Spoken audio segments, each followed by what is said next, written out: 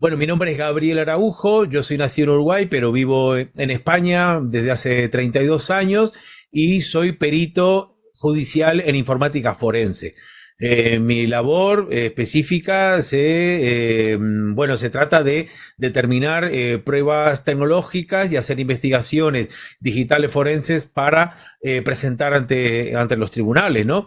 Y bueno, en el contexto de este trabajo de investigador digital forense, he podido acceder a una importante cantidad de documentación que evidencia que la libertad de expresión realmente es una quimera con la regla de juego que actualmente las Big Tech, esas tecnológicas y también los gobiernos nos ponen sobre la mesa. Realmente las reglas de juego están completamente tergiversadas, están trampeadas para que desde luego la información, la verdadera información y la libertad de expresión no sea efectiva ni llegue a la audiencia mayoritaria. De hecho, muchísima gente ya se está dando cuenta de la cantidad de desinformación y de la censura que está ocurriendo con la verdadera información y desde luego en el caso de España, por ejemplo, ayer nos hemos enterado que realmente la televisión tradicional está en crisis, es la audiencia mínima histórica que está sufriendo en España, específicamente porque la gran audiencia le da la espalda a los medios tradicionales, de tanto de televisión como de radio, precisamente pienso yo que puede ser por este factor, ¿no? Por la falta de libertad de expresión y por la censura que se está sufriendo. Me gustaría compartir pantalla para mostrarles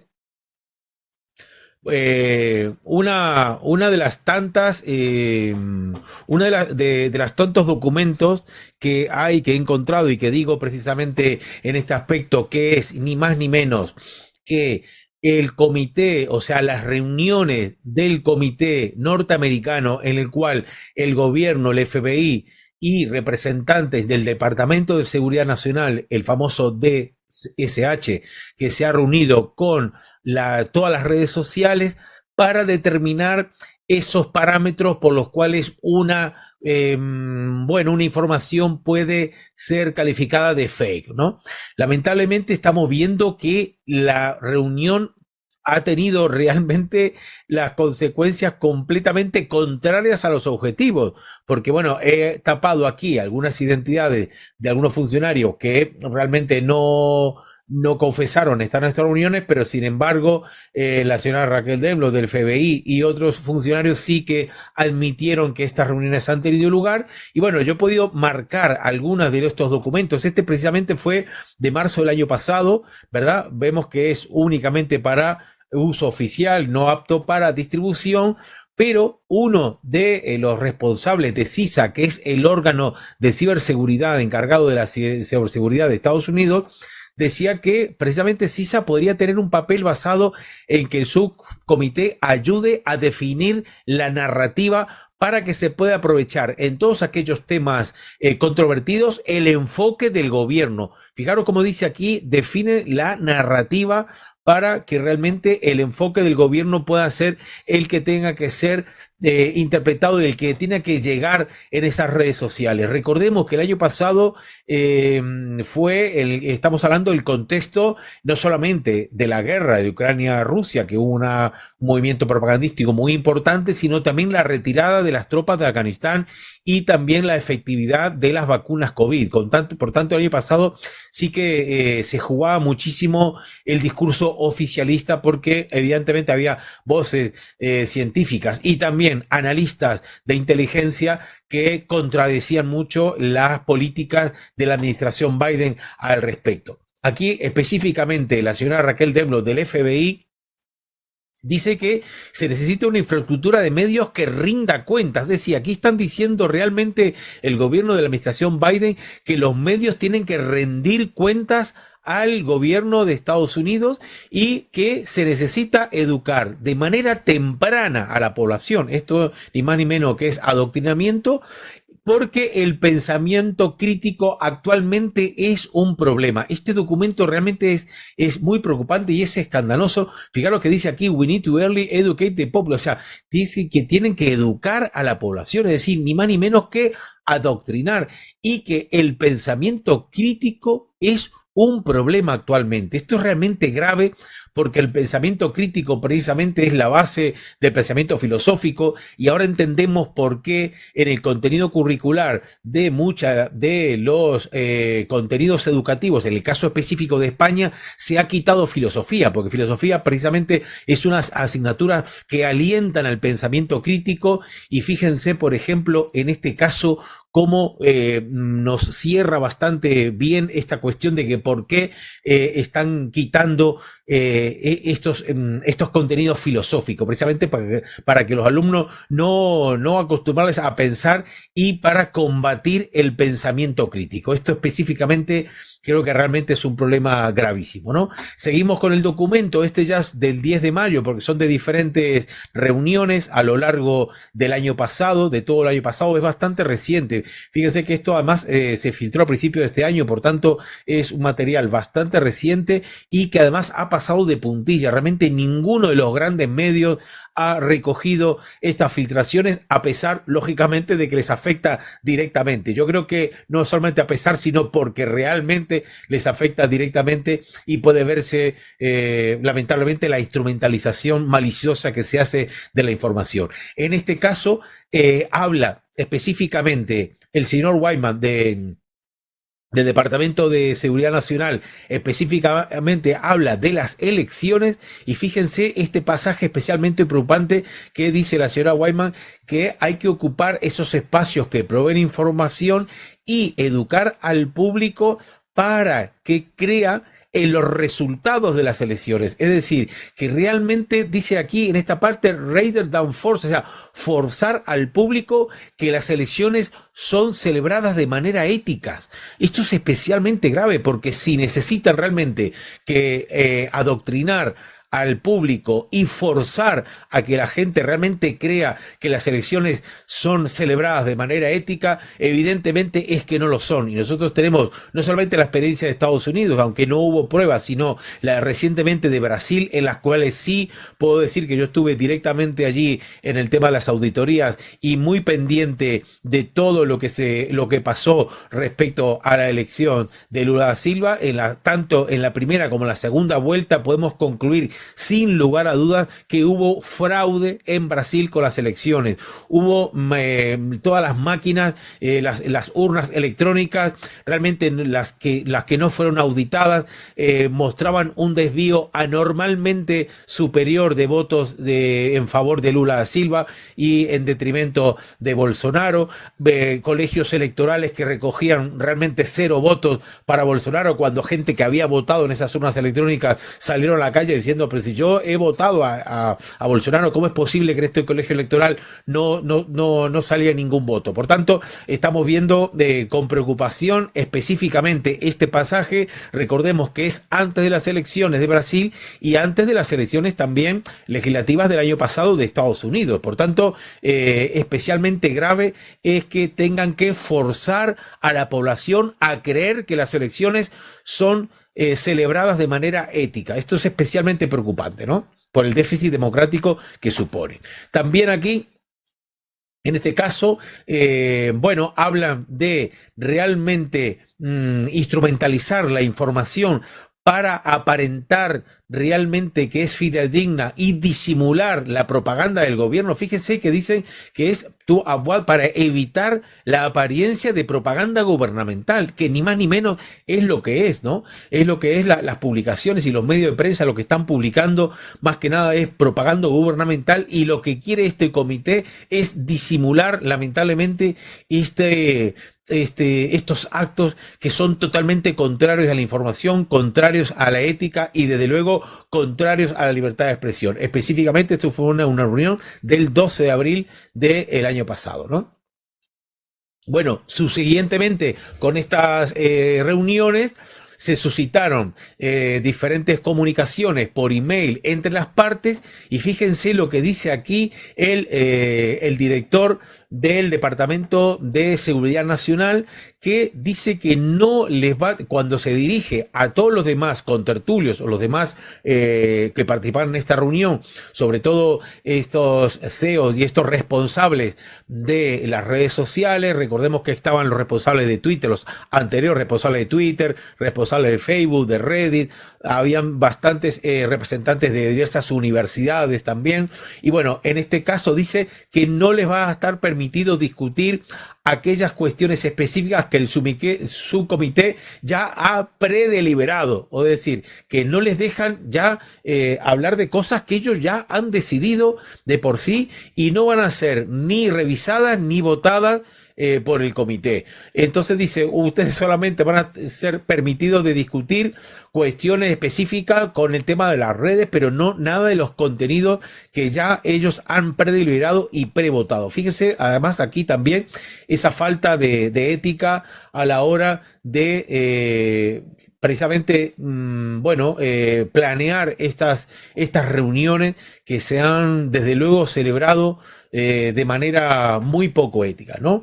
Una de las partes de las reuniones y de las cuestiones que se tocó en esas reuniones fue la implementación de puertas traseras en las redes sociales para que los gobiernos puedan directamente censurar aquellos contenidos que no les convenga. En este caso específico se habló de esta puerta trasera de Facebook que se llama X Takedown. Fíjese que el nombre también se las trae. X Takedown es tumbar, no es derribar, ¿no? Pues derribar esos contenidos que no les compensa. Esto yo lo he entrado con mi propia cuenta de Facebook y he podido efectivamente comprobar que esta puerta trasera existe. Y además voy a compartir aquí la parte en la que específicamente el Facebook elabora una guía para que los funcionarios del gobierno puedan ellos realmente implementar este sistema de reportes directamente en esta puerta trasera. Fíjense, por ejemplo, este documento, que por supuesto es confidencial, tiene su número de serie y demás, es del 31 de agosto del 2022, o sea, no tiene ni un año, del verano pasado, y aquí se titula Facebook Content Request System Government Reporting System, sistema de reporte del gobierno, la puerta trasera que Facebook ha dejado para que los gobiernos puedan directamente censurar, y aquí realmente podemos llegar a explicarnos qué es lo que pasa con esos contenidos que continuamente nos están censurando, esos perfiles que están siendo cerrados de manera completamente arbitraria. Vemos que son directamente los gobiernos quienes están implementando esta censura directa en las redes sociales. Aquí forma esta guía, digamos, informa de ese flujo de trabajo entre acceso, el reporte y hasta una landing page, una página final, en las cuales a ellos pues le pueden procesar esos reportes, ¿verdad? Y bueno, a partir del momento ponen incluso una demo que dicen Government User Experience, o sea que para que vean cómo realmente los funcionarios del gobierno, el portal, esa interfase se van a encontrar. Aquí específicamente voy a sacar un poquito de zoom para que se vea bien cómo se accede a ese portal oculto, que por supuesto yo he podido acceder a esa interfase, pero no acceder porque no tengo realmente esas credenciales de acceso, que aquí sí se está mostrando con pelos y señales cómo entrar aquí a esta interfase. En la siguiente pantalla está diciendo lo mismo que yo he podido acceder, recabar acceso, y después dice que cuando el email que el propio Facebook le ha proveído al gobierno puedan entrar con esas credenciales en esa puerta trasera de Facebook, ¿no? Y aquí ya, bueno, ese email de Mark Zuckerberg diciendo que el siguiente link puede autorizar a las agencias del gobierno. Fíjense que aquí dice específicamente, aquí no se oculta absolutamente nada. Estos documentos confidenciales están mostrando claramente cómo entrar. Este incluso es un email del 2019, o sea que es una práctica sostenida desde hace bastantes años. Y lamentablemente lo podemos a diario comprobar que esto realmente cómo funciona. Aquí el funcionario del gobierno realmente lo que pone es el email con su contraseña de sexo y demás, y bueno, le sale nuevamente ese enlace, y bueno, lo que hace realmente es acceder a ese portal para que pueda, ni más ni menos que censurar esos contenidos. De hecho, Mark Zuckerberg en esta entrevista él confiesa que realmente esa puerta de acceso existe, esa puerta trasera existe, y además, específicamente, cuando le han preguntado por los contenidos del notebook, de la computadora del hijo de Joe Biden, de Hunter Biden, dijo que tuvieron que marcar como desinformación aquellas informaciones que eran reales y que realmente habían sido comprobadas por los analistas, y sin embargo no tuvieron más remedio que censurar esos contenidos. Aquí lo confiesa en esta entrevista. Aquí fíjense por favor cuál es la dirección para poder realmente entrar en esta entrevista. Quienes no sepan inglés pueden también activar los subtítulos en español, y es realmente un contenido realmente escandaloso, porque vemos que las redes sociales son ni más ni menos que instrumentos de desinformación que están utilizando los gobiernos. ¿Y por qué ocurre esto? Bueno, pues ni más ni menos porque los políticos están, en este caso, esto es una página también, opensecrets.org, y aquí podemos ver los aportes que hacen los gobiernos. Aquí estamos hablando del año 2022, los aportes que cada gobernante hace a cada red social, y vemos que, por ejemplo, en el caso de Twitter, las donaciones son importantísimas, pero siempre hechas por políticos de corte democrático liberal, o sea, de la parte de Joe Biden, no de republicanos, ¿no? Todos en azul son estos políticos que son pertenecientes al Partido Demócrata, es decir, al partido de Biden, y bueno, la cantidad de dinero es importante, 224.000 estos políticos, lo que han aportado. Aquí vemos una curva de comparación.